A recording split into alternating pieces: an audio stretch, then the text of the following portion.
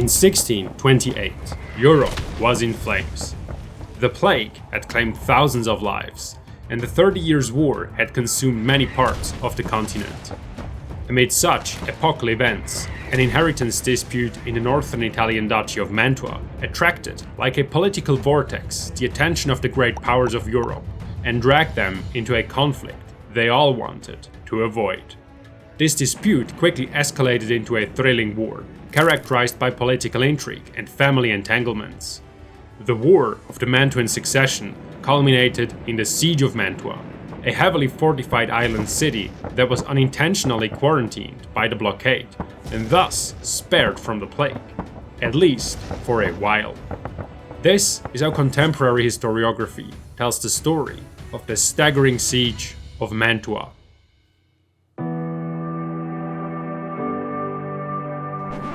Before we dive straight into this intriguing siege story, a quick shout out to today's sponsor War Thunder, the ultimate vehicle combat game, available completely free on PC, PlayStation, Xbox and mobile.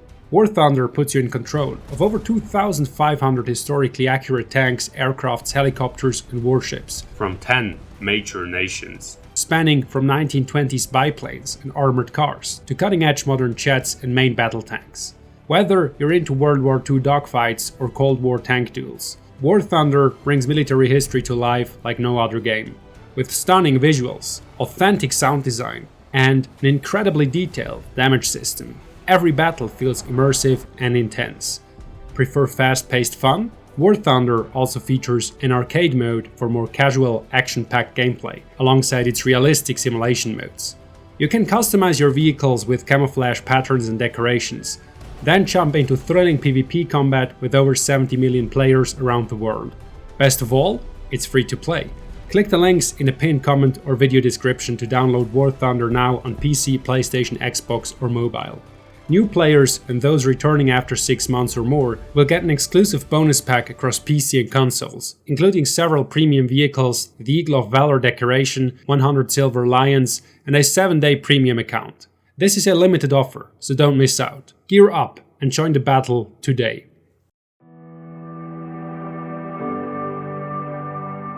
In 1612, the Italian Duchy of Mantua was thrown into turmoil.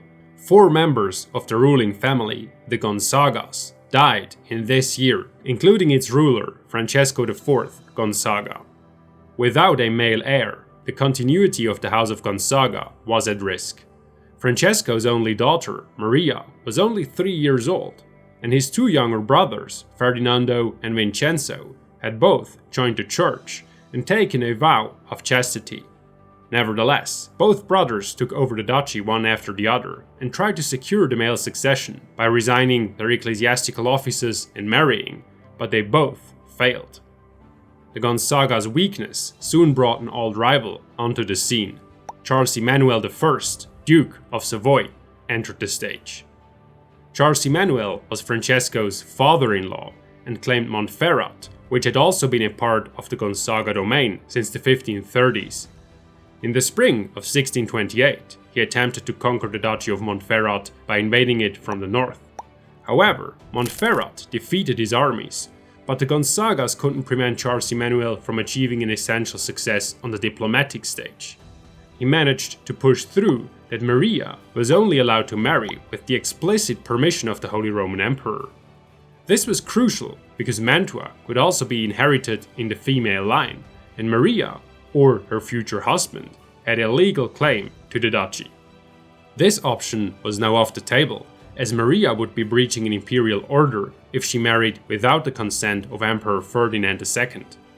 When Francesco's younger brothers died in 1626 and 1627, the House of Gonzaga's main line ended for good. Immediately, the head of the oldest branch line, Charles I Gonzaga, Duke of Nevers and Rethel, intervened. According to the historian David Parrott, his approach was extraordinarily ruthless. Instead of negotiating a compromise with the other claimants, as was customary, he ignored their claims and arranged a marriage between his son and Maria, without obtaining the emperor's consent, of course. In doing so, he snubbed 2 other potential heirs. The first was the Duke of Guastalla, Ferrante II Gonzaga.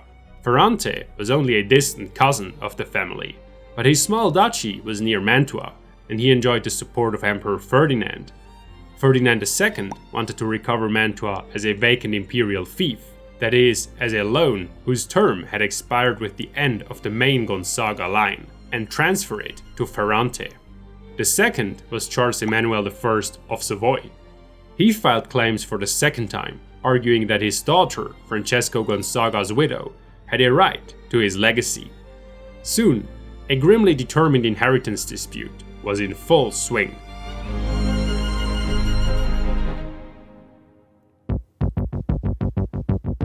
Mantua and Monferrat may have been small duchies, but they were of great importance for international politics. They were located on one of Europe's most important transportation routes, the so-called Spanish Road. This road was actually a network of routes used by the Spanish army to transport troops from Italy to the Netherlands, where they fought a war against the Dutch Republic. Spain wanted to protect this route at all costs, and needed to ensure that the new duke was sympathetic to Habsburg Spain. Philip IV, therefore, supported Ferrante II Gonzaga. France, on the other hand, saw an opportunity to weaken its greatest rival. For that, it needed a duke who was loyal to the kingdom. Its candidate was Charles I Gonzaga, who, as Duke of Nevers and Rethel, had close ties with France. The third claimant, Charles Emmanuel of Savoy, had also been more loyal to France in the past. All three great powers were already occupied with other wars. The Emperor had his hands full with the 30 Years' War, Spain was occupied with its fight in the Netherlands, and France was facing rebellions at home, where the Huguenots, the French Protestants, had just risen against the king for the third time. According to Peter Wilson, an expert on the 30 Years' War, quote, "None of the three great powers was looking for a fight in Italy. Nevertheless, they could not afford to leave Mantua and Monferrat to their rivals without a fight, as the duchies held a strategic position for controlling northern Italy. As a result, the minor succession dispute drew in Europe's most significant powers, one after the other, creating a political vortex. Because Charles I Gonzaga stubbornly refused to settle with the other claimants, the Spanish governor of Milan, Gonzalo Fernández de Córdoba, opened negotiations with Charles Emmanuel of Savoy in December of 1627.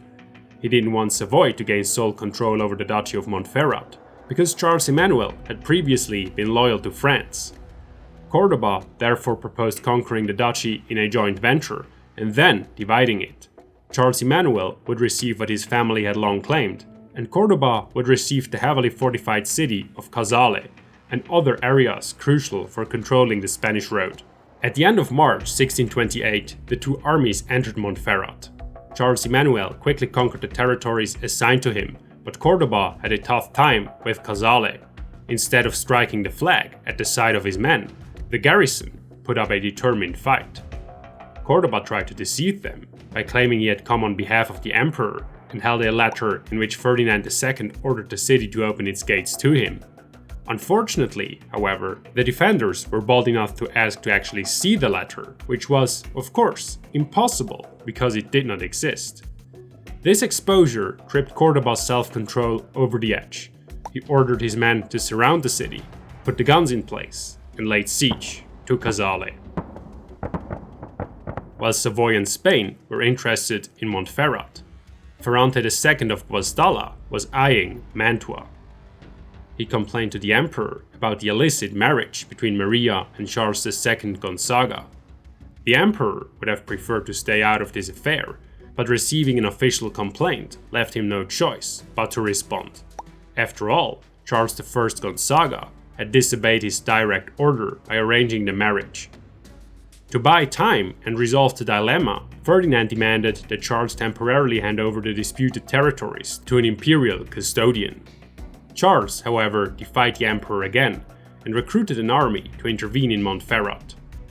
But things didn't go as planned, and his army fell apart before even reaching its destination.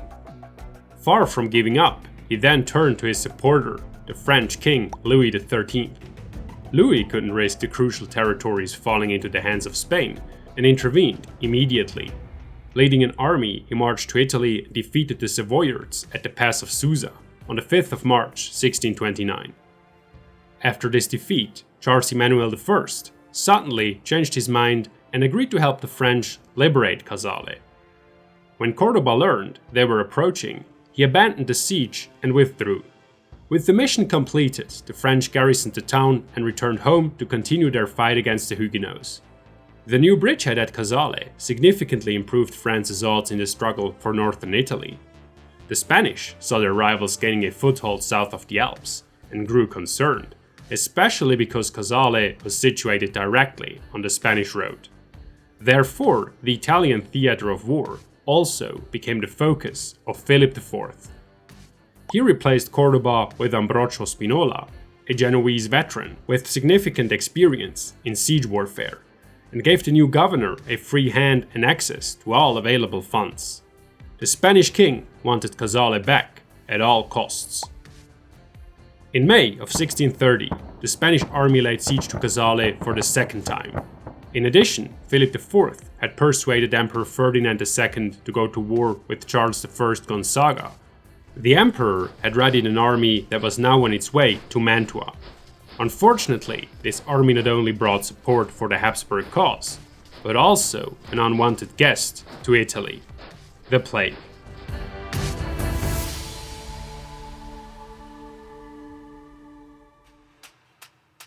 Mantua's first line of defense was the river Oglio, a tributary to the Po, which the Mantuans had reinforced with several earthen redoubts. The imperial army reached the position on the 19th of October and attacked almost immediately.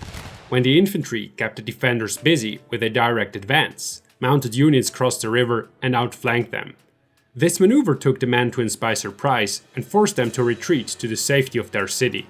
The Imperials followed them, and in the first week of November, the siege of Mantua began. The city was well prepared. 2 artificial lakes made it difficult for the attackers to position their guns. The defenses were up to date, and Charles I Gonzaga had the townspeople build additional earthen redoubts on the Isola del Te and the Predella Gate. But all these efforts couldn't prevent the unfortunate coincidence that allowed the attackers to make the first advance. In early November, several powder kegs exploded in an arsenal on the Isola del Te, momentarily distracting the defenders. Taking advantage of the confusion, the imperial troops made their way across the water and established themselves on the island.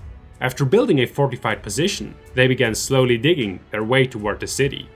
However, when the first trenches reached the intended depth, they realized there was a problem. The groundwater level was so high that the trenches filled and became useless. As a result, the advance of the imperial troops came to a halt only days after it had begun. The imperial siege guns were positioned on the east bank of the Mincio, from where they just about reached the town. This meant they were too far to cause any serious damage. Occasionally, the gunners got in a lucky shot, but overall, they were not a real threat. However, the attackers somehow did not realize this, and thought their fire was causing the Mantuans a lot of trouble. And after a while, they decided the time was ripe to launch an assault over the San Giorgio Bridge. The attack was led by a contingent of Landsknechts, who stormed toward the Giardino Gate with waving flags and beating drums. The defenders were ready. In anticipation of the expected attack, they had positioned 2 cannons in front of the city gates and loaded them with metal splinters and musket balls. When the attackers were at point-blank range, they fired.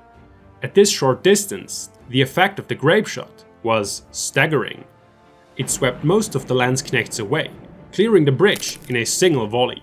The Mantuan chronicler Scipione Capilupi morbidly wrote, quote, "A great quantity of Germans died from these shots, and for some days they left the bodies on the bridge, not daring to remove them because they feared the 2 guns."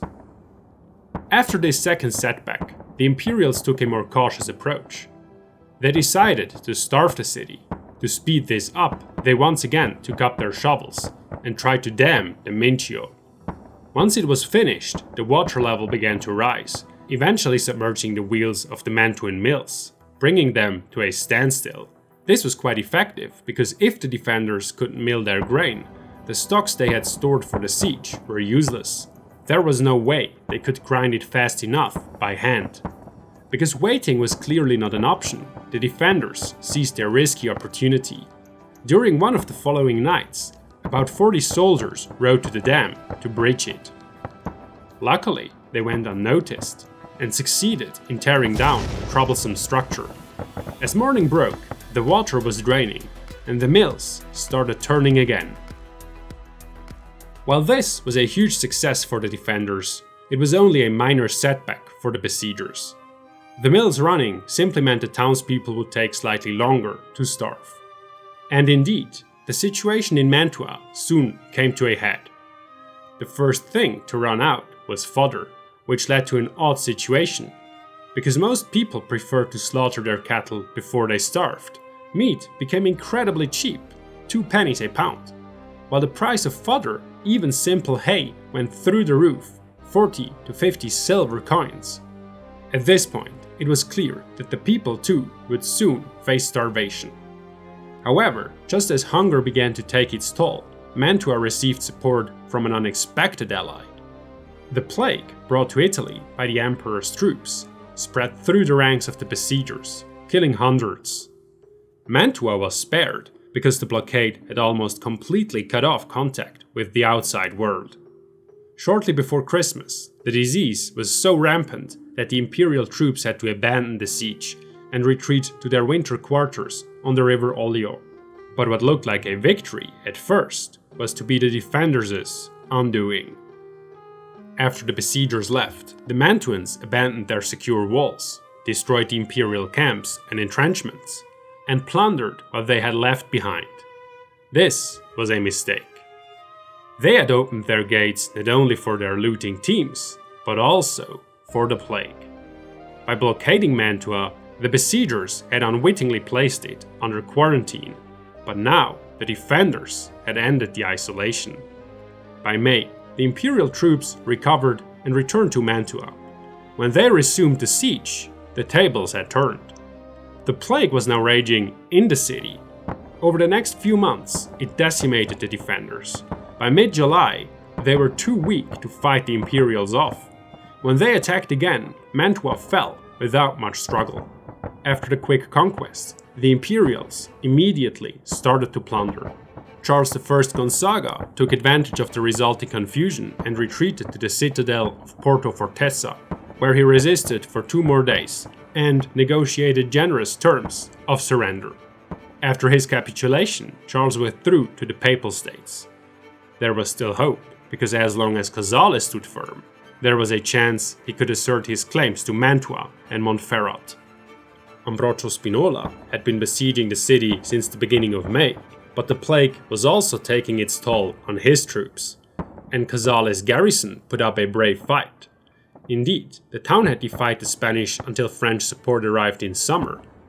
However, before it came to a battle, politics took over. After extended negotiations, Spain gave in and resigned most of Mantua and Monferrat to Charles I Gonzaga in the Treaties of Cherasco. The French got to keep Casale, stabilizing their position in contested northern Italy. The emperor and the Spanish king had lost out.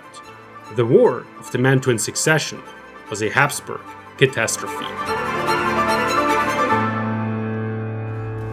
Again, thanks to War Thunder for sponsoring this video. Register now via the links in the description box and play War Thunder on PC, PlayStation or Xbox or mobile. New players and those who have been inactive for at least 6 months will receive a massive bonus pack across PC and consoles, including multiple premium vehicles and other goodies. Now for a limited time only.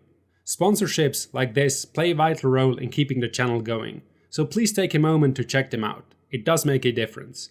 If you'd like to support us even further, consider becoming a Patreon member. Every bit of support helps, whether it's a pledge, a like, or a comment.